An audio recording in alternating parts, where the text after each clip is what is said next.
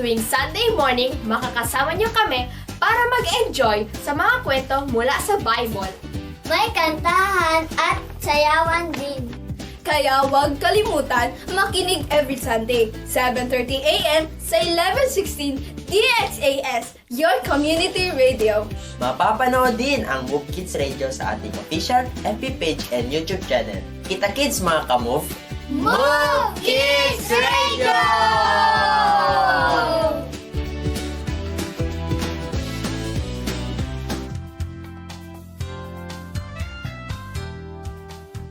Kayo pa rin ay nakikinig sa 1116 DXAS Radio Komunidad. Ito po ang programang Family Matters at kami po ang inyong mga kasama, Lola Seni. At Marlene Cruz. Ang DXAS po ay isa sa mga himpilan ng Far East Broadcasting Company at kasapi sa kapisanan ng mga broadcaster ng Pilipinas. Ang FEBC ay isang non-profit, non-commercial at donor-based radio station.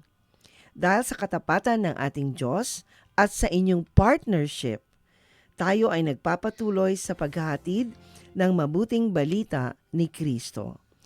Inaanyayahan po namin kayong lahat na maging bahagi ng ating radio ministry. Iscan lamang ang QR code at mag-deposit sa ating bank accounts para sa inyong mga donations. Para ma-acknowledge namin ang inyong donations, mag-message po lamang kayo sa amin. Maraming salamat sa inyong partnership at God bless. Sali po kayo sa ating kwentuhan. Mag-text sa 0916-296-6625. Pwede din mag-comment sa ating FB page na 1116 DXAS Your Community Radio. Ang ating pong paksa sa umagang ito ay ano-ano ang mga paraan para mapalakas po natin ang ating pananampalataya sa Diyos. Ang unang paraan, Lola Zeni?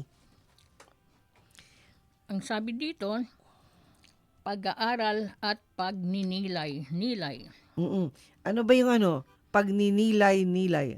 Devotion, daily devotion. Yan, diba? oo. Kaya tayo dapat lalong-lalo na sa ating mga senior citizens, marami tayong oras na tayo lamang ay nag-iisa. Lagi nilang sinasabi na pag nag-iisa ka, malungkot ka. Hindi. Para hindi natin maramdaman ang kalungkutan, dapat po tayo araw-araw merong tinatawag na pag-aaral at pagninilay-nilay sa salita ng Diyos. Okay.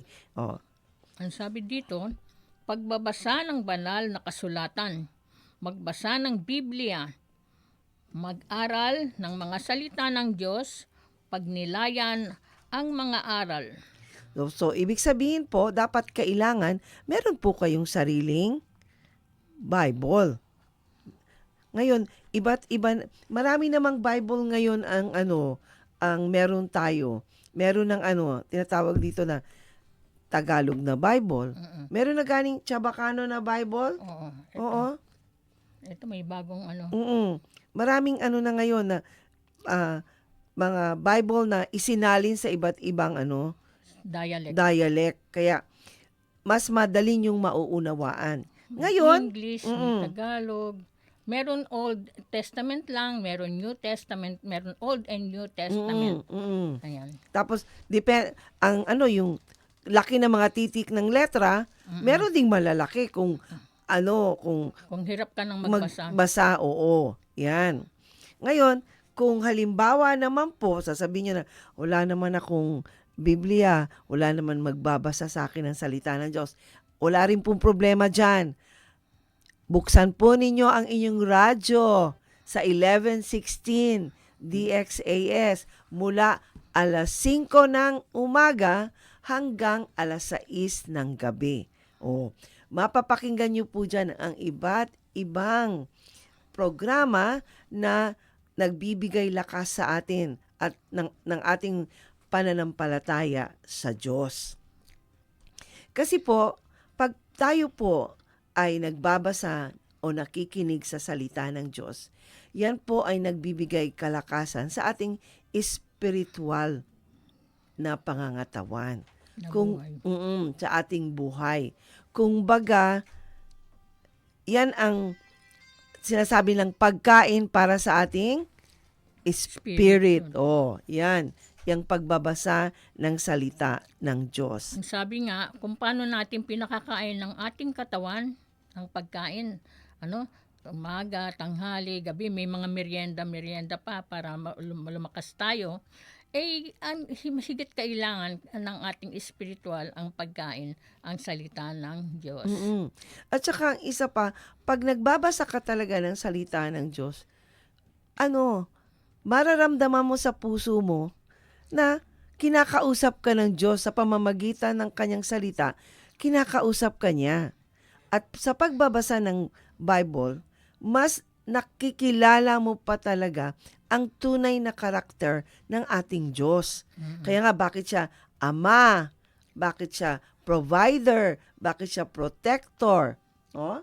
Bakit siya Healer? Makikita natin ang iba't ibang karakter ng ating Panginoon kung tayo po ay laging nagbabasa ng Biblia. Number 2. Pagsasalamin Pagsasalamin sa mga sermon at pag-aaral. Makinig sa mga sermon, mag-aral ng mga pag-aaral ng Biblia, pagnilayan ang mga aral. Pag tayo po ay nakakarinig ng mga sermon, yung mga pagpapaliwanag sa salita ng Diyos, dapat po tayo ay makinig. Kumbaga po, ang ating focus, ang ating attention ay nakatutok doon. Dapat wala po tayong mga ibang distraction, di ba, Lola Sen? Yes. Kasi pag nakinig po tayo sa mga sermon, sa mga pag-aaral ng Biblia, hindi po lamang yan hanggang pakikinig lang. Kasi dapat yan na isa sa buhay natin. Yun po ang pinakamahalaga. Na isa sa buhay at na isi-share po natin yan sa iba. Matanong po ko po kayo, ilan na po ba ang mga kakilala ninyo na i-share ninyo ang salita ng Diyos? Yan ang mas mahalaga. Kasi hindi lang po hanggang sa pakikinig, hanggang sa lamang, parang sinusolo nyo lang. Dapat kasi ang salita ng Diyos, hindi po para lang sa ating pansarili. Dapat po yan ay ibinabahagi po din natin sa iba. Lalong-lalo na po yung mga hindi pa nakakakilala kay Jesus Christ. Kaya, minsan Lola Sen, may mga pa sa atin na, ang haba-haba naman yung mag-sermon. Kaya nga, may reflections and applications na portion kami tungkol sa aming mga Bible verse na sineshare sa inyo dito sa amin sa Family Matters. Totoo yan. Ngayon, sa araw po ng linggo, yan po ay araw na para kay Jesus. Isang araw lang ang hinihingi. Kaya kahit pa sabihin nating mahaba ang sermon, tandaan nyo po, yan po ay ang pagkain para sa ating spirit. Sabi dito sa pangatlo, pagmumuni-muni at pagninilay, maglaan ng oras para sa pagmumuni-muni, pagninilay-nilay, ang pagnilayan ang mga biyaya ng Diyos, magpasalamat sa Diyos. Yung sinasabi nga ni Ate Marlene na itong araw ng linggo, dumadalo tayo sa gawain, di ba? Totoo Sunday yan. worship service, yun oras ng pagpapasalamat natin yung buong isang linggo. No? Oo, tama yan, tama.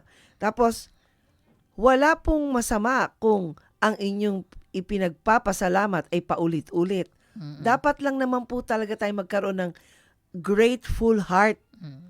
Kasi lahat ng meron tayo, lahat ng kung sino man tayo, lahat po yan galing sa Diyos. Kaya dapat po natin yang pasalamatan. Kahit nga po ang problema, dapat nating pasalamatan. Baka matanong nyo, ay ano ba yan? Pati ba naman ang problema, pinapasalamatan? Opo. Bakit? Kasi po, yan po ang nagpapalakas sa ating pananampalataya. Kasi dahil dyan, nagiging matatag tayo. Hindi tayo, ang problema, parte na po yan ng buhay natin. At yung salita ng Diyos, isa yan sa ating sandalan pagdating sa mga problema. Kaya kailangan po hanggat maaari. Tayo po nagme-memorize ng mga verses, kumbaga. May mga verses po dapat tayong na-memorize. Sa edad po natin, ilan na po mga verses ang ating na sa ulo. Ikaw, Lola Zen. John 3:16 pa rin. John Meron pa rin 3:16. naman. Meron na dagdagan naman. Oo. At saka mas madali akong nakaka-memorize ng verses pag ito ay kanta, no? Kasi marami pong awitin na ang verses sa Bible ay doon po para nakatutok yung kanta. Kaya maaalala mo talaga. Oh, isa nga sa example, ibang Philippians 4:13. oo, My strength comes from the Lord. Yes. Ayan. At saka yung I can do all things through Christ that strengthens me. tingnan mo. At saka yung lean not in your own understanding, Oo. but in all your ways acknowledge Acknowledge Him. Him. Yan ang naalala ko yan sa kanta ni Don Moen. Kaya nga sabi ko sa'yo, sa pakikinig po sa mga Christian radio station, lalong-lalo na po sa FEBC, mga radio station ng FEBC, marami pong mga verses kayo na matututunan. Marami pong aral, sermon na magpapalakas sa inyong spiritual na buhay. Okay. Kaya, at isa pa, dapat, pagkagising talaga dapat, Lola Sen, dapat magpasalamat kagad tayo. Oo, sa Panginoon, sa bagong araw na ibinigay, di ba? Sa ating Di ba sa Salmo nga yun, gusto nating awitin yung The steadfast love of the Lord never ceases. Oo, His correct. mercy shall never come to an end. They are new every morning, new every morning. Great is thy faithfulness, O Lord. Great is thy faithfulness. Totoo yan. Diba? Talaga. Kasi makikita mo paggising mo sa umaga, grabe talaga ang pagka-faithful ng Diyos sa atin. Ang susunod naman, ano pang dapat, ano pang ibang paraan? Pamamaraan sa pamumuhay, pagpapalakas Oo. ng Pagdarasal. Pagdarasal at pagsamba. Yan. Yan. Dapat po tayo, lahat po ng mga activities sa simbahan, dapat po tayo uma-attend. Lola Sen, tulad namin ni Lola Sen, uma-attend po kami ng prayer meeting. Yung bang weekly prayer meeting, meron yan. Dapat po, yung maging parte po tayo ng ating simbahan sa pagiging tinatawag nilang prayer warriors. Kaya, yan. Kailangan. Marami po tayong dapat ipagdasal. Sabi nga, di ba sa kanta na, hindi po tayo nabubuhay para sa sarili lang natin. At hindi rin tayo namamatay para sa sarili rin natin. Kailangan po sa pagdarasal, pag umattend po kayo ng prayer meeting sa inyong simbahan, pagdadasalan nyo ang ating bansa. Magdarasal tayo para sa ating bansa. Sa ating mga, ang tawag dito sa mga politician. Mga Diba? namumuno sa ating Oo, bansa. Presidente, Vice President, Senators, Congressman, Mayor Konsehal, natin. Oo. Tapos, barangay captain. yung mga mahahalagang, yung mga malalaking problema na hinaharap ng ating bansa, ng ating syudad, yun, ipanalangin natin. Minsan nga, ang pinakahuli na ipinanalangin natin ang para sa atin at sa ating pamilya. Yan.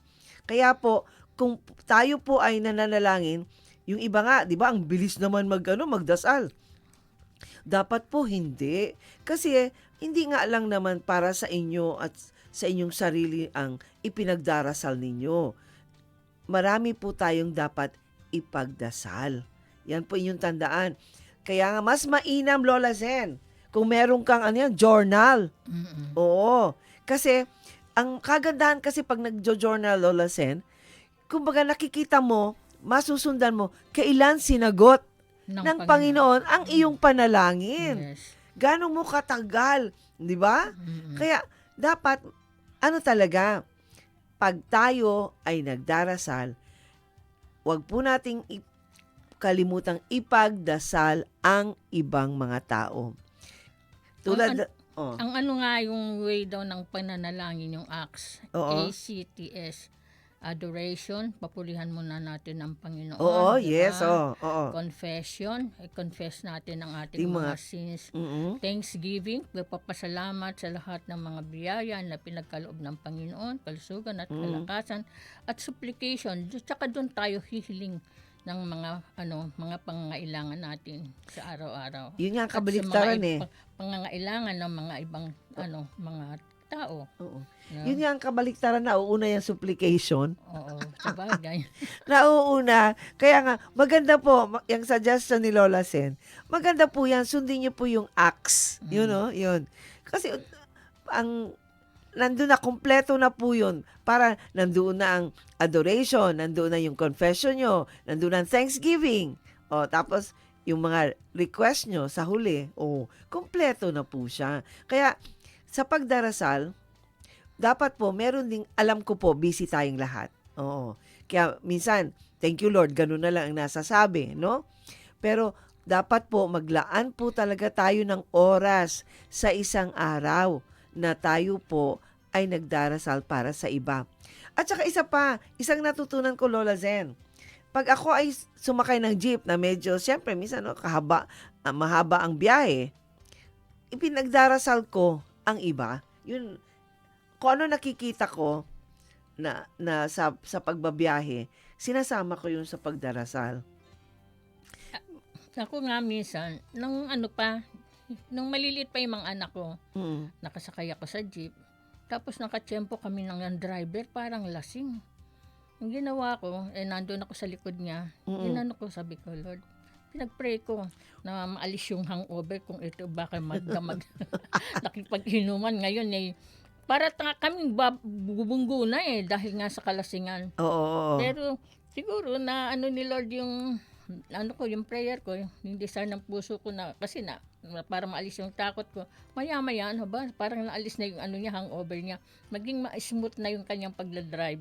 Tingnan Kaya mo. dapat iyon yung isang bagay na maging aware tayo, maging tingnan natin, maging observant Yes, tayo oo, sa correct. kapaligiran natin. Baka mamaya sa katabi mo, sabi ko, naku, parang merong gustong mandukot doon sa ipag-pray mo yung tao Totoo na yun. yun. Para hindi niya magawa yung mandukot doon sa sa kasama mo sa sasakyan. Diba? Kaysa yung anuhin mo na, hoy, wag mong mamaya ikaw ang balingan. Diba? Kaya ang ginawa mo, ipag-pray mo na lang, Lord, sana buksan mo yung puso ng tao na ito na maliwanagan siya na hindi tama yung kanyang gagawin Oo. na magmandukot sa kasama namin sa di ba? Sa sasakyan. Dapat ganun. Kaya, kasi nga, nasa Bible din yan, dapat nga ang pagdarasal ay katulad ng ating paghinga. Yan. Paghinga. Hindi man tayo tumitigil huminga. Kaya sa buong araw natin, hindi rin tayo titigil magdasal. Kasi, tulad nga ng sinabi ni Lola Senta mo, pag sakay niya ng jeep, nananalangin siya.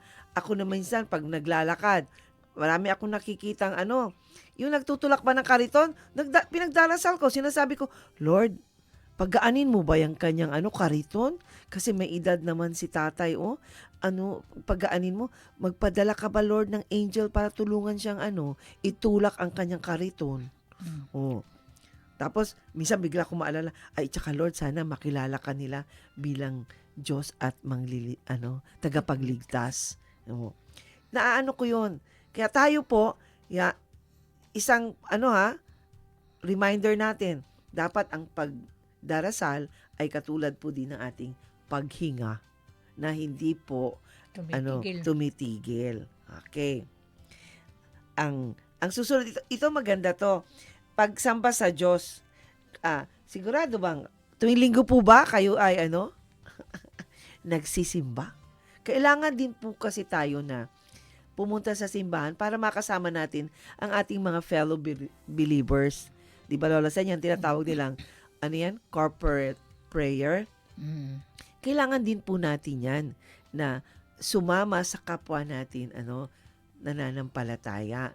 Kasi nga, para ma-encourage po ba tayo ma-encourage natin ang isa't isa. Mm. At lalong-lalo na po, sa pagsamba natin, lalo na sa, di ba, bago mag-umpisa ang service, nagkakaroon muna ng awitan. Di ba, no? Mm-mm. Yan. Alam niyo Praise po. and worship. Oh, yes. Oo, yung tinatawag lang praise and worship. Na ito, si Lola Sen, member yan ng praise and worship. Ako din, naging membro din ako niyan. Masarap maging member ng praise and worship sa choir. Mm-mm. 'Di ba? Kasi isang bagay din 'yan, mapapurihan mo siya at ma-develop pa yung yung singing mo. Ability, no? Oo. O, talent na yan. Diyan Oh. gumanda ang boses ko. Amen. Oh. To Totoo God be the kasi. glory. At saka sa pagsasamba sa Panginoon, isa yang yung pag-awit ay kasali diyan. Masaya, yun nga nakakatuwa kasi ang ating Diyos ay mahilig din sa musika. Ang gusto pa nga ng ating Panginoon, may instrument pa pag kumakanta. Kumbaga, yung bang pag nakakarinig ka ng mga Christian song, na-uplift ba ang spirit mo ba? Mayroon talaga siyang merong nangyayari sa iyong kalooban pag ikaw ay nakikinig. Dahil nga syempre, napapagnilay-nilayan mo din yung mga salita, yung mga lyrics ng kanta. This Mi- is the oh, day, oh. this is the day that the Lord has made. Di ba? Yan ang mga Oo. una natin noon na inaawit, di ba? We At- will rejoice, we will rejoice and be glad in At saka may and action be pa yan. glad in Oh. it. For this is the day that the Lord has made. We will rejoice and be glad in it. This is the day that the Lord has made. Di ba may Tagalog pa niyan? Yes, oo. Totoo yan. At saka, alam niyo po na ang pagdarasal ay pakikipag-usap sa Diyos. True Oo. songs. Di Oo. ba? Hindi lang hymns and yun? And psalters. Oo. Ano? Correct yan. Kaya tayo po, huwag tayong matipid pagdating sa pagdarasal. Kasi nga, pag tayo ay nagdarasal, nakikipag-usap po tayo sa Diyos. At ang ating pag-uusap ay personal. Yun po ang kagandahan. Kasi, pagkausap natin ng ating Diyos, wala tayong sikreto. Masasabi natin, wala ba tayong wala tayong pangamba na, ay baka mamaya ganito. Kasi di ba tayo minsan, kung open up tayo sa ating mga kaibigan, minsan mag-iisip ka pa na, ay baka Dapat ko bang mamaya. sabihin ito? O hindi, di ba? Pagdating sa Diyos tayo, Yes. wala po. Yan tinatawag nilang no hold bars. Wala Kumbaga, tayong lihim na na Oo. hindi pwedeng isabihin sa Kanya. Oo. Iyak natin sa Kanya lahat ng ating mga kabigatan. Lahat, oo. Kung anong nararamdaman mo, sabihin mo. Huwag kang magtago. Kasi ang Diyos, bago pa tayo lumapit sa Kanya, alam niya na kung anong sasabihin natin. Alam na niya kung anong sitwasyon natin.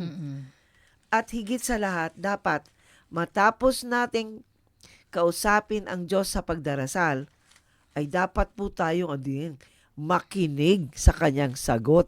Hindi yung pagkatapos mo magdasal, alis ka na. Magbigay ka rin. Minsan ang sagot ng Diyos ay hindi po diretso kaagad. Oo. Yes, no, Wait. Yan. Ah. Tandaan niyo po. Kaya nga, minsan nagtataka nga ako, Lola Sen, bakit ang iba na nanlulumo pag no ang sagot? Isa naman yun sa mga sagot No. Kasi, kaya nga hindi oo ang sagot. Kasi nga, meron pang ibang solusyon na mas maigi kaysa sa naiisip natin. Mm-mm. May ibang paraan ang Diyos kasi mas alam niya kung anong nakakabuti sa atin. Kaya nga minsan hindi niya tayo pinagbibigyan sa ating ipinagdarasal kasi may iba siyang plano, mas magandang plano para sa atin. Siyempre naman, kung oo ang sagot, edi, ang saya natin. Mm-mm. Pero minsan, natetesting po ang ating pasensya sa pamamagitan ng paghihintay. Sabi nga doon sa dalangin mo ang Diyos ay may sagot. Hindi kapag ibang nais niya. Kung minsa'y maghintay ang itutugon sa'yo. Oo, kung ito'y layunin niya.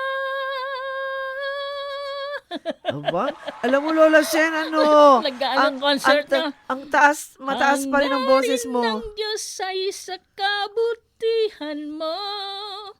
Kailangan siya ay panaligan mo. Sa tamang panahon, kalooban ng Diyos ay magaganap. Favorite song ko yan, Pananagutan. Na, tinan mo. Ang ano talaga, tinan mo ang mga kinakanta ni Lola Sen. May mga verses po yan sa Bible. Na. Kaya kung kayo po ay laging nakikinig sa mga Christian songs, katagalan po sa pakikinig ninyo, mamememorya nyo na Oo, din. Sa edad Oo. kong 75, magaling pang Oo. may mga memorize pang mga songs, di ba? Mga praise and worship song. Pagdating sa salita ng Diyos, hindi lang po tayo na nakatutok sa pakikinig. Ayan, no? Hindi po. Yung nga, nabanggit namin kanina ni Lola Sen, kailangan po yan, kailangan natin isabuhay. Kaya, dapat po tayo ay maglingkod at maging bahagi ng mga gawain sa ating simbahan at sa ating komunidad. Dapat tayo po ay naglilingkod para sa iba. Kayo po ba ay nakaranas ng maging volunteer? Ikaw, Lola Sen, naalala, nagka-volunteer ka na ba noon? Ako, Lola Sen, nung nagkaroon ng Zamboanga Siege, parang 2013 yon, nag-volunteer ako na magturo sa grandstand para sa mga estudyanteng naapektuhan ang mga tahanan dahil sa siege na yon. Alam mo, Lola Sen, napakagandang experience ko yon dahil hindi po kami sa kwarto nagkaroon ng klase. Hindi po. Doon po kami karoon ng klase. Doon po sa grandstand na kung saan pagpapasok ka sa grandstand, nasa kaliwa ang CR, doon po kami banda. Kasi yung lugar doon mismo sa grandstand, doon naman naninirahan yung mga evacuees, no? Doon na sila. So kami, yung mga estudyante namin, nilinisan nila yung parte na yon para doon sila umupo. So tuwing nagkaklase po kami araw-araw. Ilan po kaming mga guro na nag-volunteer doon. Iba-iba pong subject. So, ang pakiramdam po, napakaganda po. Napakaganda po na na karanasan ko dahil nagturo po ako doon na wala pong silya. Ako po ang magdadala ng mga kakailanganin ko sa pagtuturo. Kasi nga, 'di ba sa paaralan, nandun na lahat na pagdating namin doon sa grandstand, kami po ang may dala ng mga pangangailangan. Yung iba ko nga mga kasama, may dala-dalang notebook, ballpen, yan po, mga papel. Kasi nga, wala po na isalba na mga gamit ang mga bata. Tapos, nag-volunteer din ako, Lola Sen, para sa mga maliliit na bata. Kasi yun, parang sponsor po yun ng World Vision na tulungan ang mga bata. Basta mga edad nila, Lola Sen, parang 2 years old hanggang 6 years old. Anong tinatawag nila yun? Para tulungan silang maalis yung trauma nila sa nangyari sa Zamboanga Siege. Maganda po talaga ang pakiram pag tayo po ay nagvo-volunteer para sa iba. Oh. Ikaw, Lola Sen, may naranasan ka na bang ganun? Nag-volunteer ka? Nagturo ako ng SPED.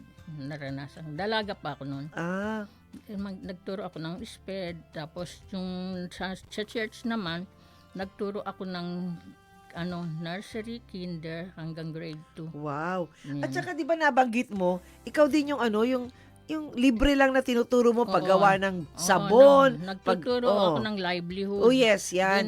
Dinadala ako ng 702 DCS sa sa mga probinsya para magturo ng livelihood sa mga kababaihan. Na encounter ko yan. O, tingnan nyo. Yan, isa po yan. Sa Tilik, sa Mindoro ba yun? Sa Marinduque, basta't ganun. Yung lugar na pinuntahan namin. Habang sila, namimigay ng PM radio sa iba-ibang lugar. Kami naman naiwan doon sa church. Tapos yun, nagtuturo ako ng mga livelihood, pagluluto, paggawa ng ng sabon, at saka mga yung downy, down. Yung Sa piner. Oo. Naranasan. Cloth, softener, oo. Dishwashing. Oo, dishwashing pa. Oo, sa'yo nga ako natutugmuan ng sabon. Ang isa pang dapat natin gawin, no? Hindi lang sa pakikinig ng salita ng Diyos. Dapat tayo po rin ay magbahagi ng mga biyaya sa iba. Tulad ngayon, 'di ba? Marami tayong mga kababayan na nasalanta ng baha, ng bagyo. 'Di ba? Pwede po tayong tumulong sa pagbibigay ng mga pangangailangan. Mga relief, mga natin na hindi na natin ginagamit na mga damit, 'di ba? Pwede natin ibahagi 'yon sa sa relief operation ng mga nasalanta ng bagyo at ng lindol. At saka maganda rin yun ng tayo ay magbigay ng mga regalo. Tulad halimbawa sa mga home for the aged. Kasi sa home for the aged, marami yan silang mga kailangan. Yung Hygiene. mga diaper, mga alcohol, di ba, Hygiene, no? diba? Yung mga Personal hygiene. Personal hygiene ng mga matatanda. Hindi naman po yun may kabigatan. Kung kaya po nating magregalo, bakit hindi po nating gawin? Kasi nga, sabi nga po, di ba? It is better to give than to receive. Lalong-lalo na po kung tayo po ay nagre-regalo sa talagang nangangailangan. Kaya maging bahagi po yan ng ating buhay bilang mga Kristiyano, ang paglilingkod, yung pagvo-volunteer at pagbabahagi ng mga biyaya sa iba. At higit sa lahat, huwag nating kalilimutan, paulit-ulit natin itong sasabihin, tayo po ay palaging magpasalamat sa ating Diyos sa mga biyaya. At huwag po tayong maging kuripot sa pagbibigay ng papuri. Lalong-lalo na kung paano kayo pinagpala ng Panginoon, paano sinagot ng Panginoon ang inyong mga panalangin. Dapat po, sinishare nyo yan sa iba para ang iba po ay nakakakuha ng inspirasyon doon. Kumbaga, nai-encourage sila. Tapos, dapat din, lagi po natin tandaan, maglaan po talaga tayo ng oras para sa pagsamba. Yan. Prayer. Sunday service, Oo. worship service. Ngayon, dumako naman tayo sa mga, paano natin ang mga paraan para ipamuhay natin ang salita ng Diyos na ating natutunan mula sa Biblia. Okay, unang-una, dapat po nating sundin ang mga utos ng ating Panginoon na nabanggit sa Biblia. Kasi yung mga utos na po yun, ay hindi lang po yun dapat basahin. Dapat po natin sundin. Di ba? Lalong-lalo na sa ating sa mga anak diyan, sa mga anak na sinasabi na honor thy father and thy mother. Di ba? Lola Sen?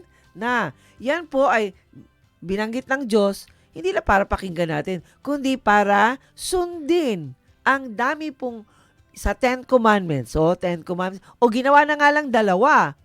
So yung 2 utos ng Diyos, dapat yun ay sinusunod natin. Isinasa puso natin at saka isinasabuhay. Yan. Sabi nga sa Matthew 22 verse 37, always love God with all your heart, with all your mind, soul, and strength. Diba? Totoo yan. Yan ang greatest commandment na binigay ng Panginoon sa atin. Yung 10, naging 2 na nga lang. Oo. Na, dapat po natin yang sundin. Gawin natin ang utos ng Diyos. Kapag tayo po ay sumusunod sa utos ng Diyos, nakakaiwas po tayo sa kasalanan. Diba? Hindi tayo para bang malakas ang loob na gumawa ng mali. Kumbaga, nakakapagmuni-muni tayo na, teka muna, parang hindi yata ito tama. Kasi ang basihan po natin ng isang bagay, kung tama man to o mali, ay ang Biblia. Bible. Yan, ang Bible po, ang sukatan kung ang ating ginagawa ay naaayon ba sa utos ng Diyos. Yan. Kailangan talaga po nating iwasan ang mga kasalanan. Pero yun nga, Lola Sen, hindi maiwasan eh. Anong dapat natin gawin kung hindi natin maiwasan, Lola Sen? Magpakumbaba, magpatawad, Yan. be humble, and Forgiving. Forgive one another. Na tayo po, pag alam nating mali ang ginawa natin, dapat po tayo humingi ng tawad. Huwag po nating patagalin. Kasi mahirap na yung mali, tapos hindi ka pa humingi ng tawad, parang nagkadoble-doble ng kasalanan mo. Kasi dapat po tayo, merong tinatawag na humble heart, mapagkumbabang puso. Hindi po tayo, arugante, Lola Sen, para pang all-knowing, parang self-righteous. Yan. Dapat po tayo, kung tayo po ay humihingi ng tawad sa Panginoon, dapat po rin tayo, magaling din po tayong magpatawad sa ibang nagkasala sa atin. Kung ang Diyos napakadaling magpatawad, tayo din hanggat maaari, madali din tayo magpatawad, di ba? Huwag na tayong magkim-kim ng mga sama ng loob. Huwag na tayong para bang, yung tawag dyan, inaabot ng 1 taon bago mo magpatawad. Huwag naman po ganun, Kasi para bang ang pakiramdam mo, nagdadala ho kayo ng basura sa inyong puso. Di ba ang basura? Ano yung ginagawa sa basura, Lola Sen? Tinatapon. Yung mga galit sa puso, yan? Basura yan. Kaya dapat yan itapon. Paano nyo itatapon? Magpatawad. Di ba ang gaan ng pakiramdam ng taong nagpatawad kaysa yung nagkikim-kim ng galit?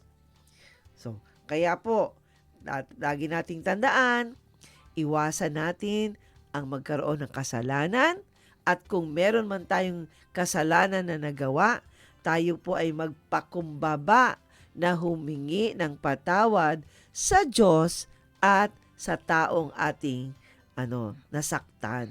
Yan. Ang susunod, yan. Pagpapasalamat sa Diyos sa lahat ng oras. Yan. Magpasalamat sa Diyos sa lahat ng oras, magbigay ng mga papuri, maglaan ng oras para sa pagsamba. Yan.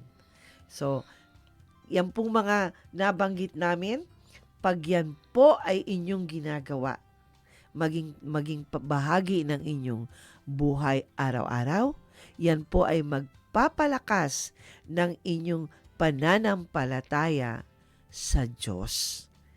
Kaya sa ating mga kapatid dyan, wag po tayong mangamba, wag po tayong mawalan ng pag-asa. Kahit dahil ano man ang mangyari sa atin, sabi nga sa Filipos 4:19, lahat po ng ating pangangailangan, ano man yun, ang Panginoon ay laging nandyan upang tayo ay tulungan. Tayo po ay manalangin.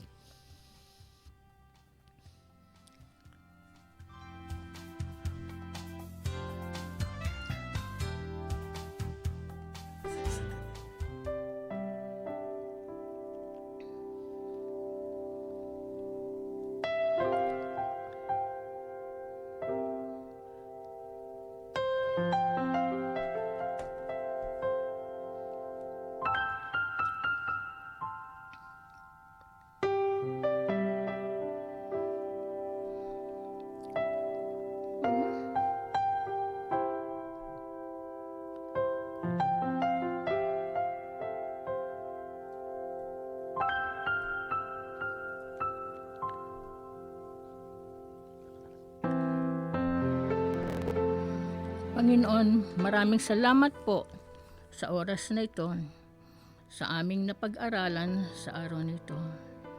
Lord, pinupuri ka namin, sinasamba ka namin, tinataas ka namin sa lahat ng oras ng aming buhay. Salamat po sa pagpapalakas ninyo ng aming pananampalataya sa iyo.